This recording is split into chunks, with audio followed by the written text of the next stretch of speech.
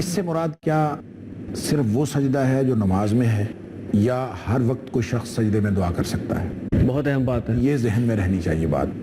لیکن نماز میں ہم لمیٹڈ ہوتے ہیں، ہم نماز میں صرف وہ دعا کر سکتے ہیں جو مسنون دعائیں، میں نے ذکر کیا گزشتہ پروگرام میں بھی کہ نبی پاک صلی اللہ علیہ وسلم نے جو دعائیں سکھائیں، جو آپ نے دعائیں پڑھیں، آپ یہ تو نہیں کر سکتے نا کہ آپ فرض نماز پڑھ رہے ہیں اور سجدے میں جا کے آپ قرآن پڑھنا شروع کر دیں، یا اپنی مرضی سے آپ نے جو مانگنا ہے، آپ کا اپنا مسئلہ ہے، آپ قرض کی دعائیں وہاں پہ پڑھنا شروع کر دیں، یا جو بھی آپ کے مسائل ہیں وہ آپ اللہ تعالیٰ کے سامنے رکھنا شروع کر دیں اس وقت سجدے کی حالت میں، جب فرض نماز میں اس وقت آپ صرف وہ دعائیں پڑھیں گے جو نبی پاک صلی اللہ علیہ وسلم نے مسنون دعائیں سکھائیں۔ لیکن چونکہ حالت سجدہ میں انسان اللہ کے قریب ترین ہوتا ہے، اور یہ مطلقاً بات فرمائی گئی ہے، اس کا تعلق صرف نماز کے ساتھ نماز سے نہیں ہے، نماز سے بھی ہے، نماز کے علاوہ بھی کوئی وقت مل جائے، نماز سے تو بدرجہ اولا ہے کہ نماز میں تو ہے ہی، لیکن نماز کے علاوہ بھی کوئی شخص اگر دعا مانگنا چاہتا ہے، یہ ایسے ہی ہے جیسے ہاتھ اٹھا کے دعا کرنا افضل ہے، حالت سجدہ میں دعا کرنا مزید افضل ہے، افضل ترین ہے، اس وقت اور اس کو جو ہے نا قربت ملی ہوگی۔ تو لہٰذا اس کا ایک طریقہ یہ ہے کہ آدمی تنہائی میں جس وقت اللہ سے اپنی مناجات کرنا چاہتا ہے تو وہ بجائے سیدھا بیٹھ کے، مطلب پچھلی رات اٹھا ہے یا بالکل اکیلا، اصل عاجزی آصف صاحب ہوتی وہ ہے، اصل خلوص دعا میں پیدا ہی اس وقت ہوتا ہے جب آدمی اکیلا ہو اور سوائے اللہ کے کوئی اور نہ سن رہا ہو۔ یہ کیفیت سب میں بیٹھ کے پیدا نہیں ہو سکتی، اسی لیے جو راتوں کی عبادت ہے نا اصل وہی ہے، اور رات جب سب سوئے ہوئے ہوں، اور نبی پاک صلی اللہ علیہ وسلم نے فرمایا آپ کے مطلب مختلف حدیث کے اندر ہے صلو باللیل والناس نیام، جب لوگ سوئے ہوئے ہوتے ہیں اس وقت اٹھ کے نماز پڑھنا یہ سب سے افضل نماز ہے۔ اچھا، آدمی اس وقت اگر دعا کرنا چاہتا ہے تو اس کا ایک طریقہ یہ بھی ہے کہ بجائے ہاتھ اٹھا کے دعا کرنے کے وہ سجدے میں چلا جائے، بالکل ایسے ہی جیسے دعا کرنے کے لیے وہ ہاتھ اٹھا دیتا ہے، تو وہ بیٹھا ہے وہ سجدے میں چلا جائے، اور سجدے میں جا کے اپنے اللہ کے سامنے جب اس نے پیشانی ٹکا دی تو اب گویا اس کو قرب حاصل ہو گیا ہے، اب اس نے جو مانگنا ہے دنیا جہان کی دعائیں مانگے، جس مرضی زبان میں مسنون مانگے، غیر مسنون مانگے، عربی میں مانگے، دنیا کی جس زبان میں مرضی مانگے، اپنی ساری عرضداشتیں پیش کرے اور اپنے اللہ سے منوا لے، قرب ملا ہوا ہے۔ اور وہ ان سارے آداب کو ملحوظ رکھتے ہوئے جو ہم نے گزشتہ پروگراموں کے اندر ذکر کیے کہ وہ الہا کے ساتھ مانگے، کثرت کے ساتھ مانگے، تکرار کے ساتھ مانگے، یقین کے ساتھ مانگے کہ میرا اللہ میری بات سن رہا ہے، تو یہ دعا جو ہے یہ حالت سجدہ والی جو دعا کی قبولیت کا وقت ہے، اس کو اس طرح سے اپنی زندگی میں شامل کر کے اس کو یوٹیلائز کیا جا سکتا ہے۔ اور یہ تو 24 گھنٹے میں کوئی بھی وقت، افضل وقت تہجد، ٹھیک ہے، افضل وقت تہجد، لیکن کسی بھی وقت آدمی باوضو ہو کے اس طرح کر سکتا ہے۔ اور کوئی وقت 24 گھنٹے میں 24 گھنٹے میں جو اوقات ہیں نبی پاک صلی اللہ علیہ وسلم سے جو ہمیں معلومات ملتی ہیں، آپ نے یہ فرمایا کہ ہر رات میں ایک مخصوص گھڑی ہوتی ہے جو کسی کو معلوم تو نہیں، لیکن ہر رات میں آتی ضرور ہے وہ گھڑی۔ آپ نے فرمایا ذالک کل لیلۃ، ہر رات وہ ایک گھڑی آتی ہے، فی کل لیلۃ لساعہ، ایک گھڑی ہے۔ اس وقت اگر کوئی شخص اللہ کے سامنے عبادت کر رہا ہو، یا اس وقت وہ اللہ کے سامنے کوئی مناجات کر رہا ہے یا دعا مانگ رہا ہے، جو کچھ مانگ رہا ہے، فرمایا اس کو اللہ تعالیٰ وہ کچھ عطا کر دیتا ہے جو کچھ وہ مانگ رہا ہے۔ یعنی وہ گھڑی کب آتی ہے یہ اللہ کو معلوم ہے، اس لیے راتوں کی عبادت آپ پوری رات عبادت کریں اس نیت سے کہ وہ گھڑی آخری سے رات میں ہی ہے نا۔ پوری رات تو ڈاکٹر صاحب مشکل کام ہے، بلکہ مثلا مسنون بھی نہیں پوری رات عبادت کرنا۔ نہیں، اصل مسئلہ یہ ہے کہ پوری رات عبادت کا جو کانسیپٹ ہمارے ہاں ہے نا، ہم سمجھتے ہیں، اور ہمارے ہاں بڑے عجیب و غریب کانسیپٹ بنے ہوئے، عشاء کے وضو کے ساتھ فجر کی نماز پڑھی، یہ کانسیپٹ ٹھیک نہیں ہے۔ نبی پاک صلی اللہ علیہ وسلم نے یہ اتنی عطائیں ہیں اللہ کی، اتنا فضل اور اتنی رحمت ہے، نبی پاک صلی اللہ علیہ وسلم فرمایا جو شخص عشاء کی نماز باجماعت ادا کرتا ہے اور فجر کی نماز باجماعت ادا کرتا ہے، وہ ایسے ہی ہے جیسے اس نے پوری رات عبادت کی۔ دوسرا ایک اور روایت میں آتا ہے کہ یہ بھی شاید مسلم شریف کی روایت ہے، یہ پہلی مسلم شریف کی روایت ہے کہ رات کو جو نصف شب ہے تو یفتح ابواب السماء نصف اللیل، کہ جب رات کی نصف ہوتا ہے تو اس وقت آسمان کے دروازے کھولے جاتے ہیں، اور اس وقت گویا ایک مغفرت کا دروازہ کھلتا ہے، اور جو کوئی اللہ سے مغفرت مانگتا ہے اس کی مغفرت کر دی جاتی ہے۔ یہاں مغفرت کا ہے، دو بندوں کا استثناء ہے اس حدیث کے اندر کہ دو لوگوں کی مغفرت نہیں ہوتی، باقی سب کی ہو جاتی ہے۔ جو بھی مغفرت مانگے ہر ایک کی مغفرت ہو جاتی ہے، سوائے دو لوگوں کے، ایک تو اس میں وہ بدکار عورت جس نے اس کو پیشہ بنایا ہوا ہے، بدکاری کو بطور پیشہ جو اختیار کرتی ہے، اور ایک وہ بدماش آدمی، وہ گنڈا جو ٹیکس لیتا ہے لوگوں سے جبر کے ساتھ. عشار کے الفاظ آتے ہیں حدیث میں. عشار کا مطلب ہوتا ہے کہ جو لوگوں سے 10%. نہیں، ایک تو عشار کا مطلب ہے 10%. ایک تو آتا ہے نا بھتہ خور، وہ بتہ خور، بالکل اس کا مطلب بتہ خور ہی ہے. یعنی عشار وہ ہے. ایک ہمارا ٹیکس ڈپارٹمنٹ بھی آتا ہے نا، کہ یہ نا سارے وہ بھی. نہیں، ٹیکس ڈپارٹمنٹ نہیں ہے. یہ وہ ہے جو لوگوں سے بھتہ لیتا ہے اور ان سے پرسنٹیج طے کروا کے جبرن ان سے کوئی ایسی چیز لیتا ہے. یہ اس میں وہ لوگ ہیں، وہ آدمی جو لوگوں سے بھتہ خوری کرتا ہے، اور جو وہ بدکار عورت جو بدکاری کو بطور پیشہ اپنائے ہوئے ہے. ان دو کے علاوہ ہر ایک کی مغفرت ہو جاتی ہے. ڈاکٹر صاحب، اس میں چھوٹی سی بات مجھے کہنے دیجیے آپ، کہ جو آپ نے بھتہ خور کا کہا نا، مجھے کہنے دیجیے جو ٹیکس کے امپلائیز ہیں وہ رشوت لے کر ٹیکس معاف کرواتے ہیں لوگوں کے، اپنے پیسے بناتے ہیں، وہ بھی اس کیٹیگری میں آتے ہیں. وہ بھی بھتہ خوری. اور کیا بھتہ خوری. اس پہ دیکھیں، یہ تو اسلام کے سادہ اور واضح تعلیمات ہیں نا. الراشی والمرتشی کلاہما فی النار، وہ رشوت ویسے ہو گئی. دوسرا یہ کہ آپ ایک ظلم کا جبر کا نظام اپنی طرف سے خود ساختہ نظام امپوز کر رہے ہیں. یعنی وہ جو سسٹم حکومت نے بنایا ہے وہ اگر ظالمانہ ہے یا عادلانہ ہے وہ تو الگ ہے، وہ تو حکومت کا ذمہ ہے. ٹھیک ہے. یہ جو کارکن اپنی طرف سے ایک سیلف میڈ سسٹم امپوز کرتا ہے اور لوگوں کو کمی اور بیشی کرتا ہے صرف اپنی ذاتی فائدے کے لیے، اس سے بڑی بھتہ خوری اور کیا ہو سکتی ہے. جزاک اللہ. آگے چلے. اچھا، اس کے علاوہ دیکھیں، یہ دو اوقات تو رات میں ہو گئے کہ ایک گھڑی ہے جس کا معلوم نہیں ہے کب آتی ہے، اس سے استفادہ کیا جائے. دوسرا نصف شب ہو گیا. اور تیسرا وہ جو معروف روایت ہے، متفق علیہ روایت ہے، کہ نبی پاک صلی اللہ علیہ وسلم فرمایا کہ جب 2/3 رات گزر جاتی ہے تو یعنی 1/3 حصہ رات کا رہ جاتا ہے، حین یبقى ثلث اللیل الآخر. تقریباً یہ کتنے بجے کا ٹائم ہوتا ہوگا؟ یہ دیکھیں آپ غروب سے میں بتاتا ہوں آپ کو، غروب سے لے کر طلوع فجر تک آپ اس کے گھنٹے گن لیں. اگر وہ 9 گھنٹے ہیں، ٹھیک ہے، تو پہلے 6 گھنٹے نکال کے جو آخری 3 گھنٹے ہیں وہ گویا بہترین وقت ہے. سیدھا حساب ہے. آپ وہ گھنٹے گن لیں. یہ چونکہ راتیں اور یہ بڑا چھوٹا ہوتا رہتا ہے سسٹم، راتیں بڑی ہوتی ہیں، دن بڑا ہو جاتا ہے. تو جب مغرب ہو رہی ہے، غروب سے لے کر عشاء سے نہیں گننا، غروب سے گننا ہے.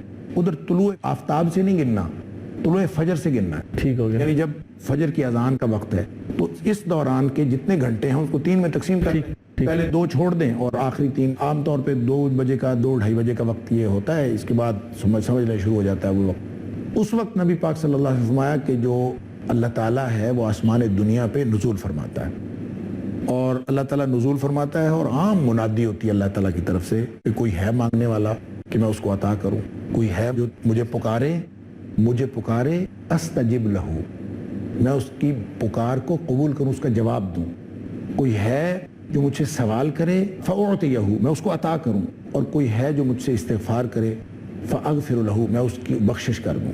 یہ اللہ تعالیٰ کی طرف سے اس وقت گویا بالکل منادی ہو رہی ہوتی ہے اور ہم اس وقت سوئے ہوئے ہوتے ہیں. بدقسمتی ہماری یہ ہے کہ اس وقت اٹھ کے نماز پڑھنا، یہ ان ذالک من عزم الامور، یہ بہت ہی مشکل کام ہے. اور جس شخص نے یہ عادت ڈال لی، یعنی مجھے یوں لگتا ہے آصف صاحب، جیسے جیسے وقت گزرتا جا رہا ہے اور اس میں عبادات کے اندر ڈیٹیریشن آتی جا رہی. ہم اگر اپنے والدین کو دیکھیں اور ہم نے جن بزرگوں کو دیکھا ہے، ان کی ساری زندگیاں یوں گزری ہیں کہ تہجد کبھی قضا نہیں ہوئی، اور وہ تہجد کو اسی طرح ضروری نماز سمجھ کے پڑھتے تھے جیسے فرض نماز پڑھتے تھے. اور جتنا مرضی رات کو تھکے ہوئے ہیں، اور ہماری والدائیں، ہماری مائیں، ہماری دادیاں، ہماری نانیاں، جنہوں نے 10-10 11-11 بچے بھی پالنے ہیں، سارے گھر کے کام بھی کرنے ہیں اور سارے معاملات خود ہی نپٹانے ہیں، لیکن تہجد ان کی کبھی نہیں جاتی. ایک چیز اس میں ہے ڈاکٹر صاحب، ان کے کسی گھر میں کیبل نہیں ہوتی تھی. مسئلہ تو یہ ہے فساد کی. یہ تو مسئلہ ہے، بالکل صحیح. رات کو دیر سے سونا، کیبل جو ہے کہ اتنا بڑا عذاب ہے جس نے وہ روحانیت کے ایلیمنٹ تو ختم ہی کر دیا، اور سب سے زیادہ اس سے جو استفادہ کرتی ہیں وہ گھریلو خواتین کرتی ہیں. جب میں یہ عرض کروں، یہ جو کیبل ہے نا، یہ ایک انسٹرومنٹ ہے. اس کا پازیٹیو یوز ہو سکتا ہے، نیگیٹیو یوز ہو سکتا ہے. ہم نے اس کو سمجھا ہوا ہے اسمہ اکبر من نفعہ. نہیں، یہ نہیں مسئلہ. مسئلہ یہ ہے کہ آپ اس میں کس مقصد کے لیے آپ اس کو لگاتے ہیں. دیکھیں، ہم اس وقت جو بات کر رہے ہیں پیس ٹی وی پہ کر رہے ہیں، پیس ٹی وی بھی کیبل پہ آتا ہے. اور اگر کوئی شخص اس کو استعمال کرتا ہے پازیٹیو یوز کے لیے، یہ وہی انسٹرومنٹس ہیں جس کو پازیٹیو یوز کے لیے. اور میں عرض کروں کہ یہ علماء کی غلط فہمی ہے کہ جب یہاں لاؤڈ سپیکر آیا فتوے دیے گئے لاؤڈ سپیکر کے خلاف، ریڈیو آیا ریڈیو کے خلاف فتوے دیے، وہ ایک آلہ ہے بھائی. اسی طرح ٹی وی کے جب ٹی وی آیا تو ٹی وی کے خلاف فتوے دیے گئے. میں یہ عرض کروں کہ ہر چیز کا ایک درست استعمال ہے ایک غلط استعمال. آپ غلط استعمال کو کنڈیم کریں، اس کی مذمت کریں، اس کی مذمت ہونی چاہیے. گھروں کے اندر مانیٹرنگ کا اور ایک سسٹم ہونا چاہیے کنٹرول کا، اور اس کا سسٹم ہو سکتا ہے، سارے چینل لاک ہو سکتے ہیں، ساری مطلب اب تو اس پہ اصل میں ڈاکٹر صاحب ہم ایک بحث بلکہ اس پہ پورا پروگرام کر سکتے ہیں. میں صرف یہ عرض کرتا اللہ ہوں، موقع دے تو ہم کریں. میں کہتا ہوں کہ چلیں اس کے پر پروگرام نہ کریں. میں آپ سے اختلاف بھی نہیں کرتا. جن یعنی مصیبتوں کی طرف اور جن اثرات بد کی طرف آپ نے اشارہ کیا ہے، میں اس سے ایگری کرتا ہوں کہ وہ اثرات ہیں، اور ان اثرات کو ختم کرنے کا یہ طریقہ نہیں ہے کہ آپ یہ ڈبہ گھر سے نکال لیں. اس کا طریقہ یہ ہے کہ آپ اس کا پازیٹیو یوز گھر میں شروع کریں. اگر آپ درست استعمال شروع کر دیتے ہیں گھر میں، اسی جگہ پہ اچھے اثرات ہونا شروع ہو جائیں گے. مثلاً دیکھیں نا، لائیو خانہ کعبہ سے آپ کے پاس تلاوت ہر وقت موجود ہے. آپ اگر وہی لگا دیں تو گھر کے اندر ہر وقت ایک ماحول، قرآنی ماحول رہے گا، ایک اس کے فائدہ ہو سکتا ہے. اگر آپ اچھے پروگرام نہیں سن سکتے تو اس میں کم از کم یہ ہے کہ برے پروگراموں کے اوپر آپ کا کنٹرول ہونا چاہیے. ڈاکٹر صاحب ہمیں یہاں ایک وقفہ لینا ہے. ناظرین، ہماری گفتگو چل رہی ہے دعا کے اوقات کے حوالے سے. ہمارے ساتھ رہیے گا، ملتے ہیں ایک بریک کے بعد.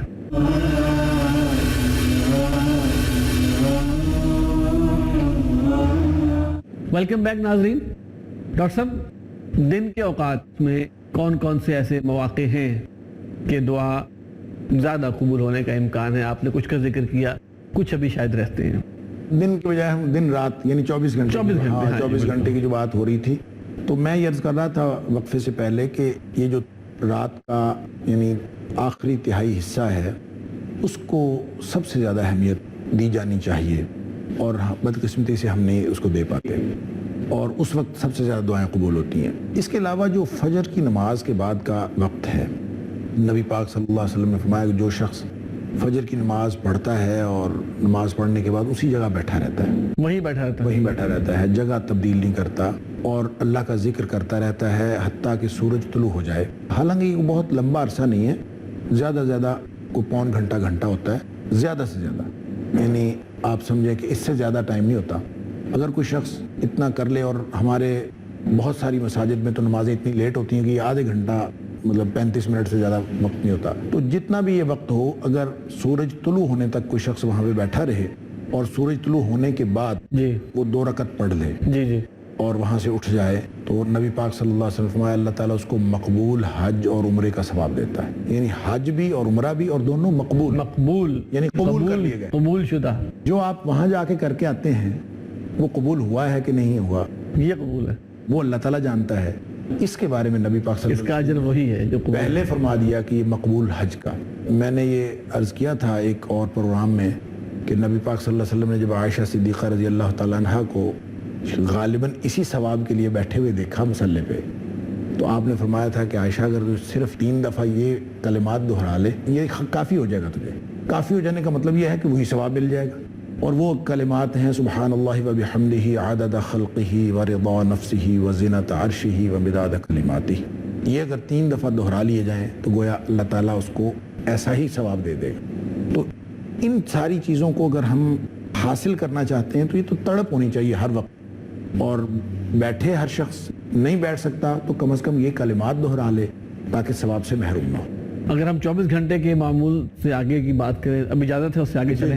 ہفتہ، اب ایک ہفتہ ہے، اس میں 7 دن ہیں. کون سا دن آپ سمجھتے ہیں کہ اس دعا کے لیے خاص؟ دیکھیں جی، میں سمجھوں یا آپ سمجھیں، اس کی تو کوئی حیثیت نہیں ہے. حیثیت تو اسی بات کی ہے کہ نبی پاک صلی اللہ علیہ وسلم نے اگر کوئی انڈیکیشن دی ہے تو ہم اس کو سمجھیں گے بھی اور پھر اس پر عمل بھی کریں گے. اور اگر ایسی کوئی ان کی طرف سے نہ ہو تو پھر سارے دن برابر ہوں گے. تو نبی پاک صلی اللہ علیہ وسلم نے جمعہ کے دن کو عید کا دن فرمایا. سید الایام بھی کہا ہے، جمعہ کا دن سید الایام بھی ہے، اور یہ عید کا دن بھی کہا. اور مسلمانوں کی عید جمعہ کا دن ہے، اور یعنی ایک عید سال بعد آتی ہے، یہ ہر ہفتے آتی. پھر اس کے آداب سکھائے کہ اس دن کو کیسے شروع کرنا ہے، اور کیسے اس کے جو ہے نا ہر شخص پر واجب ہے اس کے لیے غسل کرنا، غسل کرے، اور پھر اس کے بعد سورہ کہف کی تلاوت اس میں کرے، درود شریف زیادہ پڑھے. یہ آداب ہے. یعنی پورا دن ہی یہ مبارک دن ہے، اور اس دن سورۃ الکہف کی تلاوت کرنی چاہیے. نبی پاک صلی اللہ علیہ وسلم نے فرمایا جو شخص سورہ کہف کی تلاوت کرتا ہے جمعہ کے دن, اس کو اللہ تعالیٰ ایک ایسا نور عطا کرتا ہے جو اس کے پاس اگلے جمعے تک رہتا ہے, یعنی اگلے جمعے تک اس کی رہنمائی ہوتی رہتی ہے اس نور میں. تو اس کو میں یوں سمجھتا ہوں کہ انسان کے اوپر بہت سارے اندھیرے ہوتے ہیں, فکر کا اندھیرا ہوتا ہے, عمل کا اندھیرا ہوتا ہے, معاملات کا اندھیرا ہوتا ہے. یہ سارے اندھیرے جو ہیں ان میں رہنمائی ملتی ہے اگر ایک شخص اہتمام کرتا ہے ہر ہفتے سورۃ الکہف کا. ڈاکٹر صاحب اس میں ایک روایت یہ بھی تو ہے نا کہ پہلا اور آخر کو سورۃ الکہف کا, اس میں وزڈم یہ ہے پہلی 10 آیات یا آخری 10 آیات. اچھا, وہ اس میں نبی پاک صلی اللہ علیہ وسلم نے فرمایا کہ جو شخص پہلی 10 آیات یا آخری 10 آیات, سورۃ ایک الکہف روایت کی میں پہلی 10 آیات ہیں سورۃ الکہف کی اور ایک میں آخری 10 آیات. آپ نے فرمایا جو شخص اس کا اہتمام کرتا ہے اس کی تلاوت کا, اس کو اللہ تعالیٰ دجال کے فتنے سے محفوظ رکھتا ہے. اور دجال کے فتنے کے بارے میں نبی پاک صلی اللہ علیہ وسلم کا فرمان ہے کہ روئے زمین پر اس سے بڑا فتنہ اور کوئی, اللہ اکبر, یعنی تاریخ کا سب سے بڑا فتنہ دجال کا فتنہ ہے.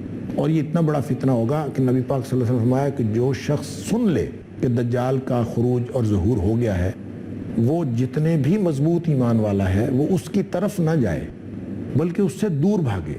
اس لیے کہ ایسا ہوگا کہ ایک شخص اپنے ایمان پر اعتماد کرتا ہوا کہے گا میں جاتا ہوں, مسئلہ ہی کوئی نہیں, مجھے وہ گمراہ نہیں کر سکتا, لیکن وہ جائے گا اور گمراہ ہو جائے گا, اس کے فریب کا شکار ہو جائے گا. لہٰذا اپنے آپ کو اس آزمائش سے بچانے کا طریقہ نبی پاک صلی اللہ علیہ وسلم نے فرمایا کہ دور نکل جاؤ, اس سے دور بھاگو جس سے طرف پتہ چلے کہ وہ آیا. اتنا بڑا فتنہ ہے, اس فتنے سے کس طرح سے نبی پاک صلی اللہ علیہ وسلم خود بھی پناہ مانگتے تھے, آپ نے دعائیں سکھائی ہیں, نماز میں پڑھنے والی دعا بھی ہے کہ من فتنۃ المسیح الدجال, دجال کے فتنے سے. اور اس کا ایک طریقہ یہ ہے کہ وہ پہلی 10 آیات یا آخری 10 آیات. تو ظاہر ہے اگر سورۃ الکہف کی تلاوت کوئی شخص معمول بنا لیتا ہے جمعہ کے دن, آئی جائیں گی بیچ میں, اس میں وہ 10 آیات پہلی بھی آ گئیں, آخری بھی آ گئیں, اور پوری صورت بھی آ گئی, پوری صورت بھی آ گئی, اور وہ جو نور عطا ہونا تھا وہ بھی ہو گیا, اور دجال کے فتنے سے نجات کا سامان بھی ہو گیا. یہ سارا اہتمام ایک سورہ کہف پڑھنے سے اللہ تعالیٰ نے ساری سعادتیں عطا فرما دی. تو جمعہ کا دن ہوا خاص, اور اس میں دعا کے لحاظ سے, دعا کے علاوہ میں عرض کر رہا ہوں کہ اس میں سورہ کہف کے علاوہ جو درود ابراہیمی نبی پاک صلی اللہ علیہ وسلم پر درود بھیجنے کی فضیلت عام دنوں میں بھی ہے. جب بھی کوئی شخص درود پڑھتا ہے تو نبی پاک صلی اللہ علیہ وسلم نے فرمایا مجھے پہنچایا جاتا ہے, لیکن جمعہ کا دن خاص ہے. اچھا, اس دن نبی پاک صلی اللہ علیہ وسلم نے حکم فرمایا کہ اس دن میں میرے اوپر درود بھیجا کرو, خاص طور پر جمعہ کے دن. تو کوئی شخص جو ہے وہ سورۃ الکہف کی تلاوت کرے اپنے دیگر معمولات کے علاوہ, اگر وہ اپنے کوئی فارغ اوقات پاتا ہے تو اس کو چاہیے کہ سب سے زیادہ درود کا اہتمام کرے, نبی پاک صلی اللہ علیہ وسلم کو زیادہ سے زیادہ درود پڑھے.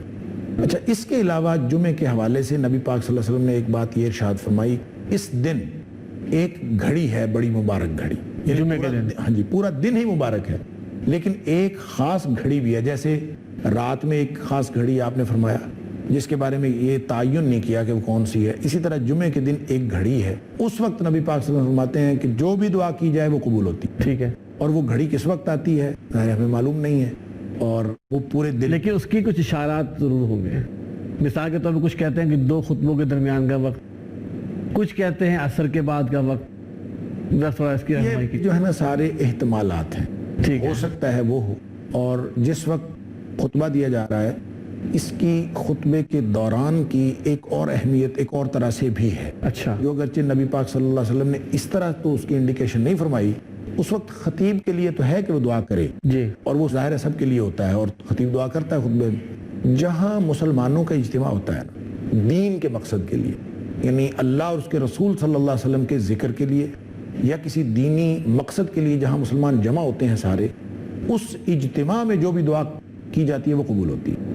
اچھا, دعا کی قبولیت میں یہ یعنی جمعہ کا اجتماع چونکہ سب سے بڑا اجتماع ہے اور سب سے اولین اجتماع ہے دین کے مقاصد کے لیے, لہٰذا آپ یوں سمجھ لیں کہ جمعے کے دوران اگر کوئی شخص, دیکھیں جس وقت امام خطبہ دے رہا ہے جی, اس وقت تو اس نے بیٹھنا ہے خاموش, ٹھیک ہے, اور اس نے انتہائی توجہ سے اور غور سے سننا ہے خطبے کو. اور وہ جو صحابہ کی کیفیت آتی ہے کہ جیسے ان کے سروں کے اوپر پرندے بیٹھے ہوں, اس طرح بالکل انہماک کے ساتھ. اور آپ صلی اللہ علیہ وسلم نے فرمایا کہ کوئی شخص کسی کو یہ بھی نہ کہے کہ خاموش ہو جاؤ. اگر کوئی شخص ڈسٹربنس پیدا کر رہا ہے تو یہ کسی کو کہنا بھی کہ خاموش ہو جاؤ, یہ بھی گویا زیادتی ہے اور غلطی ہے اور گناہ ہے. یہ بھی نہیں کہنا اس قدر انہماک کے ساتھ. لیکن اگر اس کے دوران میں کوئی وقت ملتا ہے, امام دوران میں بیٹھ جاتا ہے, وقفہ کرتا ہے, اس دوران اگر کوئی شخص دعا کرتا ہے تو گویا یہ اس اجتماع میں دعا کی مصداق ہوگا کہ ایک دینی اجتماع ہے مسلمانوں کا اور مسجد میں بیٹھا ہے, اور وہ اس وقت بھی دعا کی قبولیت کا وقت, بہت خوب, اور وہ اس وقت دعا کر سکتا ہے. اچھا, باقی جو علاوہ ازیں باقی اوقات ہیں, یہ بھی مختلف جو احتمالات ہیں کہ یہ ہو سکتا ہے اور یہ ہو سکتا ہے. غروب آفتاب کا وقت ڈاکٹر صاحب وہ کوئی خاص تو نہیں ہے؟ غروب آفتاب کا وقت کوئی خاص نہیں ہے, بلکہ اس اعتبار سے خاص ہے کہ غروب آفتاب کے وقت نماز نہیں پڑھنی چاہیے. نماز نہیں پڑھنی چاہیے, اور دعا بھی تو عبادت ہے.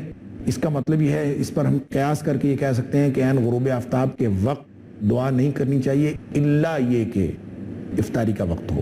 الا ایک افطاری, واہ, افطاری ہو تو پھر وہ وقت جو ہے دعا کا وقت ہے. وہ ہم بعد میں آئیں گے جب روزے کے حوالے سے بات کریں گے. لیکن ویسے کسی وقت کو مخصوص کر لینا, دیکھیں یہ احتمالات ٹھیک ہے جو آپ نے اشارے کیے, لیکن میں یہ سمجھتا ہوں کہ جب نبی پاک صلی اللہ علیہ وسلم نے تعین نہیں فرمایا کہ وہ گھڑی کون سی ہے, تو ہمیں کیا ضرورت ہے اس کا تعین کرنے. آپ دیکھیں نا کہ وہ رمضان میں بھی تعین تو نہیں فرمایا کہ لیلۃ القدر کون سی ہے, وہ کہا کہ تلاش کرو پاک راتوں میں, لیکن ہوتا ہے کہ ذہن میں کون سی رات ہوگی, کون سی وہ ہوگی. دیکھیں وہ جو کون سی ہے نا, وہ ہر سال تبدیل ہوتی رہتی ہے نا, کہ کوئی آدمی اسی چکر میں رہتا ہے, پتہ نہیں 21ویں تھی, پتہ نہیں 23ویں تھی. اصل میں اس میں بھی ذوق عبادت بڑھانے کے لیے ہے, شوق عبادت بڑھانے کے لیے ہے کہ 5 راتوں میں عبادت کی جائے, اور اس کی تلاش میں لوگ جو لگے رہیں. اگر ایک کا متعین پتہ چل جائے گا تو باقی 4 تو گئی نا عبادت کے اعتبار سے. تو یہاں بھی یہ بات ہے کہ اگر کسی کو پتہ چل جائے کہ وہ صرف جمعے کا دوران ہے, خطبے کے دوران کا وقت ہے, تو اس کا مطلب یہ ہے کہ صبح سے لے کر جمعے تک کچھ کرنے کی ضرورت نہیں, اور جمعے کے بعد شام تک کچھ کرنے کی ضرورت نہیں, بس وہ گھڑی مل گئی ہے, دعا کر لی ہے, بس اس کے بعد کسی چیز کی ضرورت نہیں رہی. ڈاکٹر صاحب آپ کی تشریف آوری کا بہت شکریہ. ہمارے پروگرام کا وقت ختم ہو رہا ہے. ناظرین, دعا کے حوالے سے ہماری گفتگو جاری تھی, جاری ہے, اور انشاءاللہ اگلے کچھ پروگراموں تک جاری رہے گی. اس وقت پروگرام کا وقت ختم ہوا ہے. اگلے پروگرام کے لیے اجازت دیجیے. السلام علیکم ورحمۃ اللہ وبرکاتہ.